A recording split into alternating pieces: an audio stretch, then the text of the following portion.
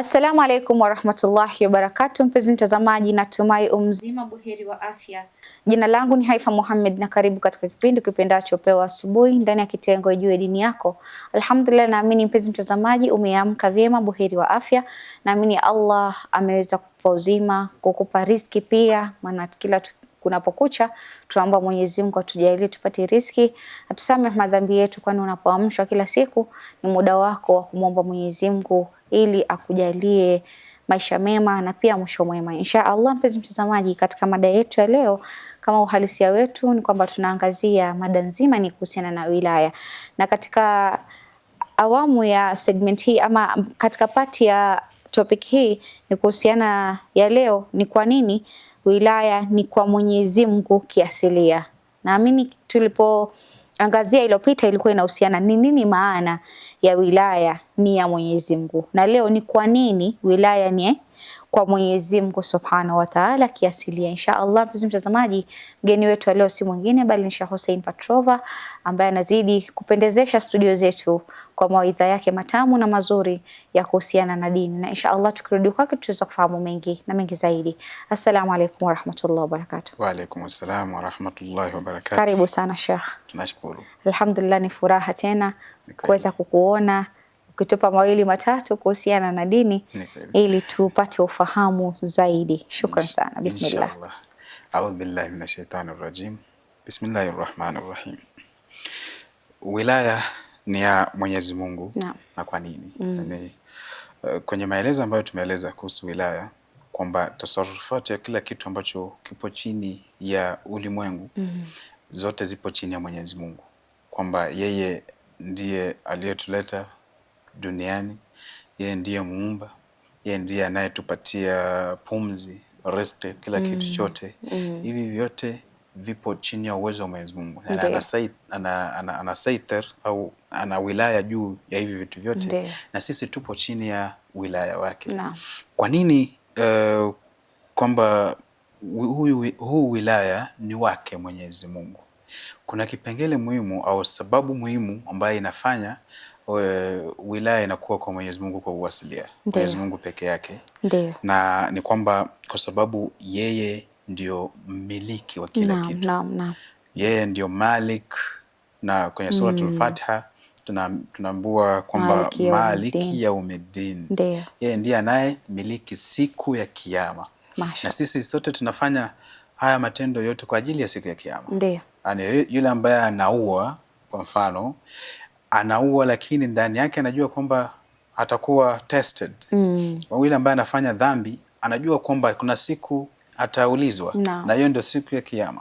Sasa anayemiliki hiyo siku ya kiyama ni Mwenyezi Mungu. Na hiyo inamfanya anakuwa yeye ndio walii, au tunakuwa sisi chini ya wilaya wake. Sisi tukiwa chini ya wilaya yake ina maana kwamba yeye ana mamlaka ya kila kitu ambacho kinaendelea duniani. Kwa mfano sisi tunahitaji, sisi wanadamu ni viumbe ambavyo tunahitaji. Mara zote tunahitaji nguvu za Mwenyezi Mungu, tunahitaji uwezo wa Mwenyezi Mungu, tunahitaji kila kitu kutoka kwa Mwenyezi Mungu. Mwenyezi Mungu akiondoa tu hii kidogo tunakuwa si wanadamu tena. Kwa hivyo mujibu wa umiliki wake, mujibu kwamba yeye ndiye anayemiliki kila kitu, inatufanya sisi tutegemee yeye katika kila kitu. Kwa sababu anamiliki riziki, inafaa tumuombe au tumtii kwenye mambo ambayo anatuelekeza ili aweze kutupatia riziki. Au anamiliki maisha. Maisha yote yanarudi kwake. Yeye anajua siku gani au anajua kivipi hayo maisha yataondolewa.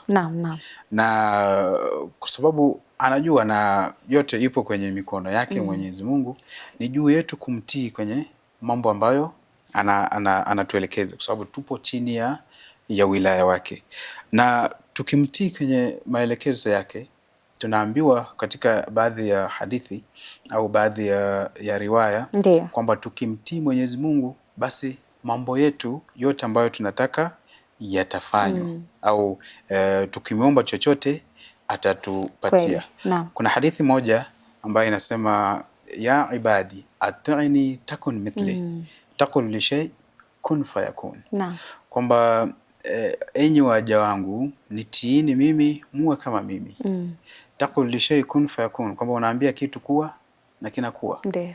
Na hii ni muktadha wa mulkia, kwamba kwa sababu Mwenyezi Mungu anamiliki kila kitu, akiambia chochote kuwa kinakuwa. Akitaka uwe anavyotaka yeye unakuwa, kwa sababu yeye ndiye anayemiliki. Ndiyo. Na sisi kwa sababu tunamilikiwa, tunatii yale maamrisho, na tukitii maamrisho ambayo anatuamrisha tufanye, tunakuwa kama yeye. Naam. Kwamba tunakuwa, sio kwamba tunakuwa sisi ni Mwenyezi Mungu, hapana. Tunakuwa na uwezo kama yeye, anatupa uwezo ambao yeye ako nao. Sasa tunaweza tukaambia kitu kuwa na kinakuwa. Tunaweza tukaomba dua kwa mfano kwenye mahitaji yetu na ikajibiwa. Naam. Hii ni kulingana na utiifu ambao tutakuwa nao. Na niliposema pale awali kwamba viumbe ambavyo wanaonyesha utiifu mkamilifu kwa Mwenyezi Mungu ni mitume. Kwa sababu mitume wakiomba chochote, wakiomba lolote lile kwa Mwenyezi Mungu linajibiwa. Hata tunaambiwa kwamba ndoto za mitume sio ndoto tu, bali ni uasilia wa mambo ambayo yapo. Sasa wakiomba lolote linajibiwa kwa sababu wanamtii Mwenyezi Mungu na wanajua jinsi ya kutekeleza wajibu wake wa maisha yao. No. Kwa hivyo kwa sababu Mwenyezi Mungu ni Malik ya kila kitu ambacho kipo duniani, inatufanya sisi ili tuwe chini ya wilaya wake, inafaa tumtii kwenye mambo yote ambayo anatuelekeza. Lakini tumesema kwamba Mwenyezi Mungu akitaka kitu kiwe na kinakuwa. Ndiyo. Si kwa vile tu, si kwamba Mwenyezi Mungu ametaka kinakuwa kivovote vile itakavyokuwa. Si hivyo. Kwamba ndio Mwenyezi Mungu anataka kinakuwa, lakini chini ya sifa zingine ambazo zipo chini ya Mwenyezi Mungu. Kwamba tusisahau kwamba Mwenyezi Mungu ni mwenye hekima. Kile kitu kinakuwa kwa hekima. Au Mwenyezi Mungu ni mwenye uadilifu au ni mwadilifu. Kwa mfano anataka kitu kiwe lakini kwa uadilifu, si kwa kudhulumu mtu mwingine. Kwa mfano anataka kitu kiwe lakini kwa elimu ambayo anajua kitakuwa vipi. Na ndio sababu nikasema mwanzo kwamba kila kitu ambacho kinafanyika lazima kiwe na sababu. Kiwe na sababu ambayo kimefanya kikakuwa. Miongoni mwa sababu ni irada ya Mwenyezi Mungu. Anakutaka kwa Mwenyezi Mungu, ametaka kikue. Na chochote kitakacho pigwa muhuri na Mwenyezi Mungu kwamba kitakuwa, lazima kiwe. No. Kwa hivyo yeye ndiye anayemiliki, yeye ndiye anayemiliki kila kitu ambacho kipo duniani. Na uwezo wetu wote unarudi kwake. Kwa hivyo tunakuwa sisi tupo chini ya wilaya ya Mwenyezi Mungu. No. Lakini huu wilaya ya Mwenyezi Mungu ambayo sababu yake ni kwa ajili kwamba yeye ni Malik. Je, inaweza patikana kwa mtu mwingine au amejiwekea tu yeye mwenyewe, au yeye ndiye anayemiliki na imebaki tu kwamba wilaya ipo kwake yeye mwenyewe Mwenyezi Mungu? Tunaona kwamba Mwenyezi Mungu mwenyewe amesifu baadhi ya watu kwamba ni aulia kwenye Qur'ani. Ina maana kwamba hawa watu wamepokea ile title ya wilaya kama vile Mwenyezi Mungu ana ile title ya wilaya. Lakini hii title inaweza kuja kwa positive au inaweza kuja kwa negative. Positive ikimaanisha kwa mujibu wa Mwenyezi Mungu. Kwamba kwa mfano kuna mfano ambao nilitoa kwamba baba ni wali wa mtoto wake msichana kwenye ndoa. Hii wilaya imetoka wapi? Je, huyo baba alijipata tu kwamba yupo na hiyo wilaya, ama yeye ndiye amejipatia hiyo wilaya? Na kwa nini amejipa? Au kwa misingi gani baba amepewa huo wilaya? Tunajua kwamba haezi akajipa wilaya mwenyewe. Baba haezi akajipa wilaya mwenyewe kwa sababu hana huo uwezo. No. Sasa hii kwamba amepewa wilaya imetoka kwa Mwenyezi Mungu. Mwenyezi Mungu ndio amempa. Kwa sababu yeye ndiye anayemiliki kila kitu. Ana uwezo wa kusema kwamba hii milki ambayo niko nayo nampa mtu fulani. Ana uwezo wa kusema kwamba hii wilaya ambayo niko nayo, huyu mtu ana uwezo wa kuwa tena wali kwenye haya mazingira peke yake. Kwa hivyo kwa uasilia wilaya inarudi kwa Mwenyezi Mungu, lakini Mwenyezi Mungu mwenyewe anaweza akampa mtu kulingana na hadhi ya huyo mtu au kulingana na daraja ya huyo mtu kwenye yule ambaye anataka awe wali wake. Kwa mfano baba na pia mitume wote ni aulia. Kwa nini mitume ni aulia? Kwa sababu Mwenyezi Mungu amewapa uwezo wa sio wa kumiliki bali wa kutasarraf, wa kufanya baadhi ya mambo katika hii kauni ya ambayo Mwenyezi Mungu ameiumba. Tuliona kwa Mwenyezi Mungu kwamba wilaya ni wake kwa uasilia kwa sababu yeye ndio mmiliki na ana uwezo wa kutasarraf kwenye kila kitu. Ana uwezo wa kuchukua maisha yangu, ana uwezo wa kunipa maisha, ana uwezo wa kubadilisha kitu kitoke kwenye uasilia wake kikawa kitu kingine. Ana uwezo wa kuondoa kwa mfano uwezo wa kitu kwenye ambacho kiko nacho. Kwa mfano tukiangalia story ya Nabii Ibrahim, aliwekwa kwenye moto, lakini moto waliambiwa ya nara kuni bardan wa salam, kwamba kwa sababu Mwenyezi Mungu ni walii, yeye ndiye anamiliki kila kitu. Aliondoa uwezo katika moto na haukuweza kumchoma Nabii Ibrahim. Kwa hivyo muktadha wa wilaya ya Mwenyezi Mungu kwamba yeye ndiye anamiliki na yeye ana uwezo wa kutasarraf kwenye kitu chochote ambacho kipo kwenye milki yake au kipo duniani. Na hii wilaya amewapa baadhi ya watu. Amempa baba kwa mtoto wake, sio kwamba ndio anamiliki kwa kiwango fulani kwa sababu yeye ndio baba yake, lakini amempa wilaya kwamba ana uwezo wa kutasarraf kwenye mambo yake, kwamba ana uwezo wa kumwambia mtoto kwamba no, kama anataka kuolewa kwa mtu fulani akamwambia hapana, usiolewe kwa huyo mtu, na mtoto inabidi afuate. Sio anasema tu kwa sababu ni kusema anafuata baadhi ya vitu ambavyo ameona, sababu kuna sometimes baba hataki tu, yani kila kitu kimeingiliana, lakini baba hataki tu kwamba mtoto wake aolewe na huyu, anakataa. Je, hiyo inafaa au haifai? Haya ni masala ya kifiki na kwenye mada yake ya kindoa. Kwa hivyo Mwenyezi Mungu muktadha wa mulkia yake amepatia wilaya baba na amewapa baadhi ya watu tena wilaya wakiwemo mitume. Kwa mfano mitume kwenye aya atiu Allaha wa atiu rasul au innama waliyukumullahu wa rasul. Kwa sababu Mwenyezi Mungu ndiye anayemiliki kila kitu, amepatia rasul au mitume uwezo wa kutasarraf kwa baadhi ya vitu. Kwamba wewe mtume nimekupa uwezo, unaweza ukafanya baadhi ya vitu ambavyo mimi naweza nikafanya, lakini kwa idhini yangu. Kwa mfano Nabii Isa alikuwa anaponya watu ambao walikuwa na ugonjwa tofauti. Pia alirais mtu ambaye amekufa kutoka kwa kifo. Sio kwa uwezo wake, kwa uwezo wa Mwenyezi Mungu. Yaani Mwenyezi Mungu amempa wilaya wa kutasarraf katika baadhi ya mambo ya dunia, lakini kwa uwezo wake yeye. Hii inaleta tofauti kati ya wilaya ya Mwenyezi Mungu na wilaya wa watu ambao wamepewa, kwamba Mwenyezi Mungu anafanya kama yeye kwa sababu ni yake, lakini hawa wengine wanafanya kwa ajili ya Mwenyezi Mungu. Kama hana uwezo wa Mwenyezi Mungu hawezi akafanya. Kwa mfano kuna baadhi ya anbiya pia walifanya muujiza, na hiyo tulieleza pale awali kwamba kuna aina mbili ya wilaya takwinia wa tashri'ia.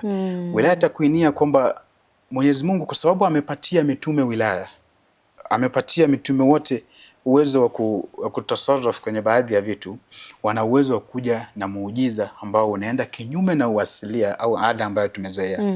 Kwa mfano uasilia wa maji ni kwamba ukikanyaga juu yake yanaenda chini. Ndio. Unaenda chini. Unazama yani. Uwezo kabaki juu. Lakini kwa sababu huyu mtume amepewa na Mwenyezi Mungu uwezo wa kutasarraf katika nature ya maji, anaweza akakanyaga juu ya maji na akabaki juu. Asiende chini. Hii ni uwezo ambao mtume amepewa. Kuna kwa mfano mtu akifa, ina maana uhai umeondoka. Hakuna vile unaweza ukarudisha uhai. Hiyo ndio uasilia tumezoea hivyo. Lakini Nabii Isa amepewa uwezo na Mwenyezi Mungu kwamba anaweza akarudisha huo uhai kupitia kwa Mwenyezi Mungu, si kwa ajili ya uwezo wake yeye mwenyewe. Na mtume wetu miujiza ambayo pia alikuja nazo, na tulieleza tofauti kati ya wilaya ya mtume wetu na wilaya wa mitume wengine. Kwa mfano, mtume wetu amepewa wilaya mutlaq, yani absolute wilaya, lakini hawa mitume wengine wamepewa wilaya kwenye vitu fulani. Kwa mfano, Nabii Isa amepewa tu wilaya kwamba wewe unaruhusiwa au kutasarraf kwenye mambo ya kimuujiza, kwenye kufufua mtu. Umepewa wilaya wa kuponya magonjwa kwa mfano. Nabii Musa alipewa wilaya, kwa mfano, mimi nimekupa wilaya kucheza na maji, kwamba unaweza ukagonga kijiti kwenye maji na yakawa apart. Huo sio wasili, hatujazoea hivyo, imeenda kinyume. Sasa hawa wamepewa na Mwenyezi Mungu hiyo wilaya, lakini nabii wetu mtume kwamba amepewa wilaya mutlaq, kwamba kwenye kila kitu Mwenyezi Mungu amempa kwamba unaweza ukatasarraf kwenye kila kitu ambacho kipo chini ya milki yangu. Yani wewe una wilaya kwa kila kitu ambacho kipo ulimwenguni. Hiyo ndio tofauti kati ya mtume wetu na hao mitume wengine. Mashaallah, mashaallah. Shukran sana Sheikh. Inshallah tutachukua mapumziko, tukirudi tutaendelea na awamu ya pili kuweza kufahamu mengi zaidi kuhusiana na swala hilo. Asante. Inshallah. Kurudi kwako mpenzi mtazamaji, natumai katika awamu ya kwanza tukiwa na Aisha Hussein Petrova na furahi zaidi anavyoweka maelezo yake, huenda labda ukatofautisha kwa nini ameweka mada hii ikawa kwa nini wilaya ni kwa Mwenyezi Mungu kiasilia, na kwa nini ile mada iliyopita ilikuwa nini maana ya wilaya ni ya Mwenyezi Mungu. Sasa hapa ni kwa nini, yani unajiuliza kwa nini hii wilaya ni kwa Mwenyezi Mungu Subhanahu wa Ta'ala, na maelezo yake yanakupa kipimo zaidi ya wewe kufahamu mengi kuhusiana na swala zima la wilaya, kwa nini iwe kwa Mwenyezi Mungu Subhanahu wa Ta'ala. Na nimekwambia kwamba huenda mitume walipewa wilaya tofauti tofauti, sawa, lakini utakuta kuna mtume alipewa wilaya hii, wilaya yako kulingana na hii. Sasa na mtume pia alikuwa na yake ambayo amefanya nini, amepewa. Nadhani ameweza kuambia ziko aina mbili. Inshallah mpenzi mtazamaji, acha tuchukue mapumziko, tutakaporudi tutaendelea zaidi.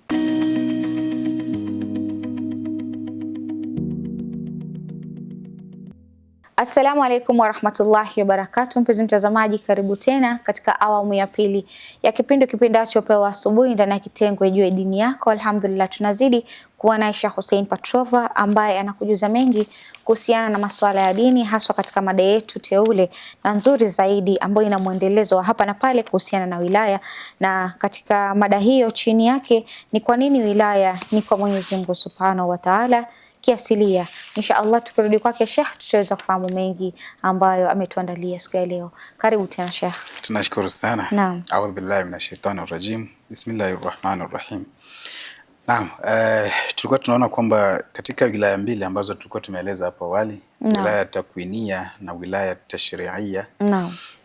Kwamba Mwenyezi Mungu kwa sababu yeye ni Malik, yeye ndiye anamiliki kila kitu. Kila kitu kipo chini ya saitara yake. Naam. Amepatia huu uwezo baadhi ya watu, na miongoni mwa watu ambao amewapa uwezo ni manabii. Kwamba manabii wote Mwenyezi Mungu amewapa wilaya wa kutasarraf takwinan, yani kwenye kaun, yani kwenye ulimwengu, kwenye baadhi ya vitu kutumia miujiza. Yani wana uwezo wa kutasarraf kutumia muujiza, ikimaanisha kwamba wana uwezo kwenda kinyume na tulivyozoea katika ada yetu ya maisha ya vitu ambavyo nature ambayo Mwenyezi Mungu ameumba nayo dunia. Na tukatoa mfano, kwa mfano wa kutembea kwenye maji au kufufua mtu ambaye amekufa. Naam.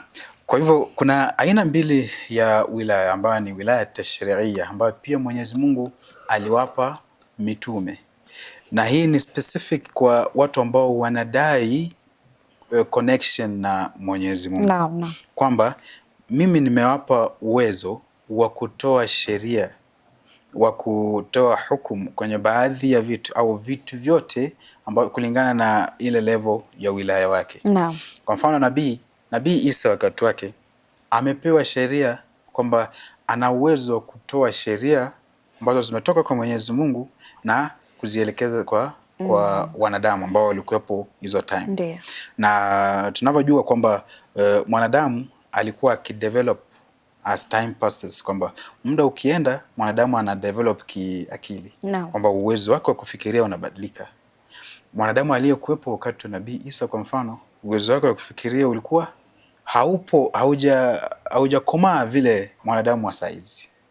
Kulikuwa na tofauti kidogo. Kwa hivyo katika wakati huo kuna sheria ambazo zilishuka kwa Nabii Isa.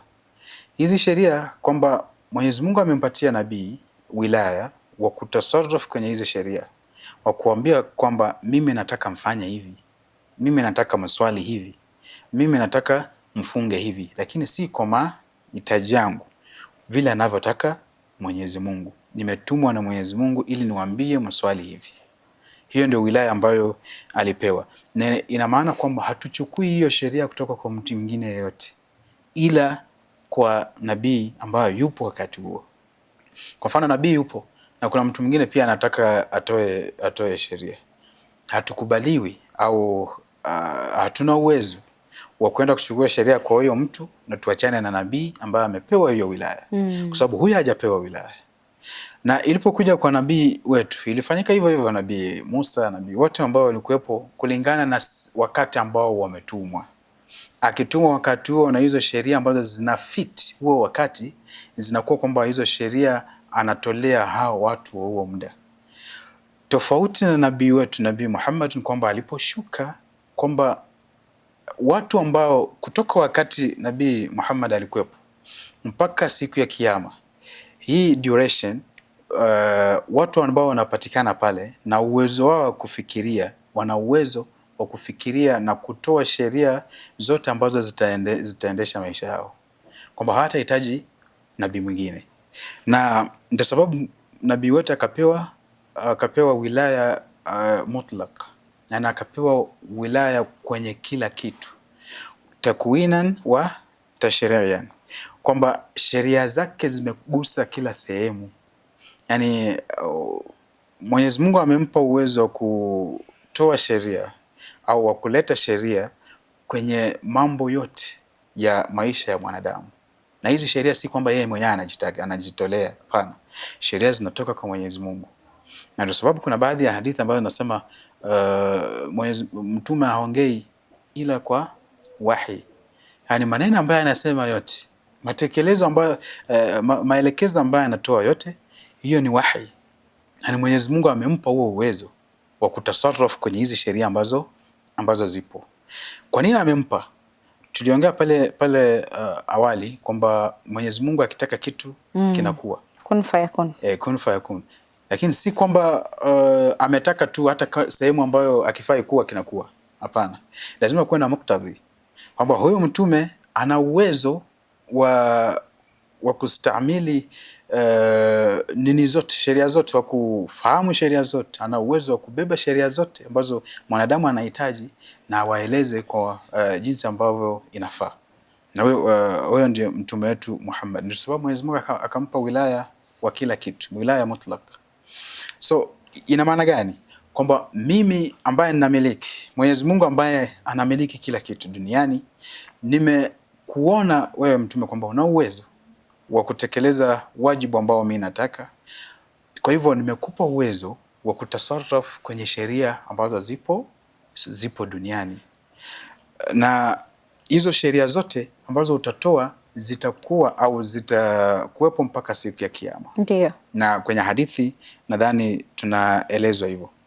Kwa hivyo hii wilaya ambayo ilipewa kwa mtume kutoka kwa Mwenyezi Mungu ilimaanisha kwamba una wilaya takwinan, mtume ana wilaya tashri'an, na pia mtume ana wilaya tanfidhan.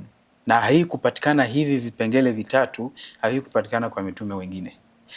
Je, hii tashri'an na takwinan tumeeleza. Tanfidhan ina maana gani? Tunaona kwenye historia au kwenye tarikh tunaelezwa kwamba kuna mtume mmoja tu ambaye alikuwa na hizi zote tatu. Lakini kwenye wakati huo, na tunaelezwa kwamba alikuwa Nabii Suleiman. Nabii Suleiman alimwomba Mwenyezi Mungu kwamba ampatie mulk ambaye hajai pata mtu yoyote na hatawahi pata mtu yoyote wakati huo ambao Nabii Suleiman alikuwepo. Kwa hivyo Nabii Suleiman alikuwa nabii. Hii ina maana kwamba wilaya tashri'iyya, na alikuwa anakuja na miujiza. Kwa mfano Nabii Suleiman alikuwa anaongea na wanyama. Alikuwa anaongea na namla, alikuwa anaongea na wadudu. Vitu vyote alikuwa anaongea. Hiyo ni miujiza. Nabii Suleiman pia alipewa wilaya tanfidhia. Yeye alikuwa malik. Alikuwa ana lead kila kitu. Yaani kila kitu kilikuwa chini ya saitara yake. Wanyama, wadudu, akiwemo hata majini walikuwa wote chini ya saitara yake. Kwa hivyo Nabii Suleiman amepewa wilaya takwinia, wilaya tashri'iyya na wilaya tanfidhia, kwamba ananafidh, ana hukumu ambayo unaendelea na ana serikali ambayo inaendelea ya kila kitu. Hii wilaya ndio Mwenyezi Mungu amempa kwa Nabii Muhammad katika umma wake wote mpaka siku ya Kiyama, kwamba Nabii Muhammad ni nabii, wilaya tashri'iyya, ameleta sheria ambazo zipo mpaka siku ya Kiyama. Nabii Muhammad pia amekuja na miujiza. Miongoni mwa muujiza wake ni kwamba Qur'an ambayo yupo mpaka saa hizi, na tukiangalia miujiza ambayo inapatikana kwenye Qur'an. Na kwenye wilaya wake at-tanfidhia ni kwamba ameanzisha hukuma, ameanzisha serikali, ameanzisha leadership ambayo ni leadership ina connect maisha ya mwanadamu na walii wake wa asilia, ambayo walii wake wa asilia ni Mwenyezi Mungu. Kwa hivyo kitu chochote ambacho mtume atasema na kimetoka kwa Mwenyezi Mungu, sisi hatuna say kwa hicho kitu. Mtume akituambia kwamba swalini rakaa 5, tunaswali rakaa 5. Hiyo ni amri kutoka kwa Mwenyezi Mungu. Akituambia kwamba saizi fungeni mwezi wa Ramadhani, tunafunga mwezi wa Ramadhani. Akituambia kwamba swalini hivi, kila kitu chochote ambacho anatuelekeza mtume, sisi tunafuata, kwa sababu amepewa hiyo wilaya na Mwenyezi Mungu ambaye anatumiliki. Na kuna aya ambayo inatueleza katika hii maana kwamba wama kana lilmu'minin wala mu'minatin idha qada Allahu wa rasuluhu amran an yakuna lahum al-khayra min amrihi, kwamba bora umemwamini kwa mtume na ukaamini kwa Mwenyezi Mungu na ukajua kwamba hawa ndio mtume amechaguliwa na Mwenyezi Mungu. Mtume na Mwenyezi Mungu akitoa amri kwenye kitu chochote, yani wakitoa hukumu kwenye kitu chochote, sisi ambao ni waumini wa mtume hatufai kuja na kitu ambacho ni kinyume. Yani mtume akituambia kwamba fanya hivi, mimi sina khira, sifai kuuliza, sifai kufanya kinyume, sifai haya mambo yote. Na kwa sababu yale ambayo anasema yanatoka kwa Mwenyezi Mungu, na Mwenyezi Mungu ndiyo walii kwa uasilia. Kwa hivyo hii inatoka kwenye Suratul Ahzab kwamba amri zote za mtume ni wahi kutoka kwa Mwenyezi Mungu. Kwa hivyo ni juu yangu mimi nifuate hiyo wahi. Kwa hivyo hii inatuambia kwamba huyo mtume ambaye ni mtume wa mwisho ambaye anakuja kukamilisha dini ambayo Mwenyezi Mungu ameishusha kutoka kwa Nabii Adam mpaka kwake, amekuja na sheria ambazo ni za kushika dunia yote, ni za kila mtu na kila wakati ambao umebaki wa hii dunia. Kwa hivyo ni wajibu wetu sisi tumfuate chochote ambacho anasema, ni wajibu yetu sisi tumtii kwa yote ambayo anaelekeza, kwa sababu ni maelekezo ya Mwenyezi Mungu. Na hii ndio irada ya Mwenyezi Mungu kwenye manabii wote. Lakini manabii ambao walikuwepo kabla walipigwa vita na hawakuweza kufanya yale ambayo mtume wetu alifanya. Kwa sababu Mwenyezi Mungu alitaka kwamba kuwe na uongozi katika dunia, uongozi wa uadilifu, uongozi ambao unategemea sheria za Mwenyezi Mungu katika kila enzi. Yani generation ikija ina uongozi wa Mwenyezi Mungu kila generation. Hayo ndio alikuwa mpango ambao Mwenyezi Mungu aliumba hii dunia kwa ajili yake, lakini haikutokea. Hakuna mtu ambaye ameruli hivyo except Nabii Suleiman ambayo tumeeleza. Sasa kupitia kwa Nabii Muhammad tumeona kwamba hilo limeweza kufanyika kwa sababu ametuletea sheria ambazo zinashika zama zote mpaka siku ya Kiyama. Kwa hivyo akituamurisha kwamba fuateni huyu mtu, inafaa tumfuate. Na ndio sababu katika kazi yake yote ambayo alikuwa akitulingania, alikuwa anatueleza kwamba mimi nimewaleteeni sheria kutoka kwa Mwenyezi Mungu. Hii sheria inahitaji mtu wa kuhifadhi, kwa sababu Mwenyezi Mungu amesema kwamba sisi ndio tumeshusha Qur'ani na sisi ndio tutakayo hifadhi. Inna nazalna al-Qur'ana wa inna lahu lahafidhun. Sasa Mwenyezi Mungu hawezi kuja yeye mwenyewe akahifadhi Qur'ani. Hawezi kuja mfano yeye ndiye analinda Qur'ani. Qur'an zote zenye ziko yeye ndiye anazilinda. Kwa uwezo anaweza, lakini sasa itakuwa chini ya kazi ambayo amepatia mitume. Ndiyo. Na mtume hayupo, lazima kuwe na mtu ambaye analinda Qur'ani. Na kulinda Qur'ani, kulinda hiyo Qur'ani kama Qur'ani, na kulinda maamurisho au message ambayo Qur'ani imekuja nayo na sheria ambazo Qur'ani imekuja nazo. Kwa hivyo nani atalinda hii Qur'ani baada ya mtume?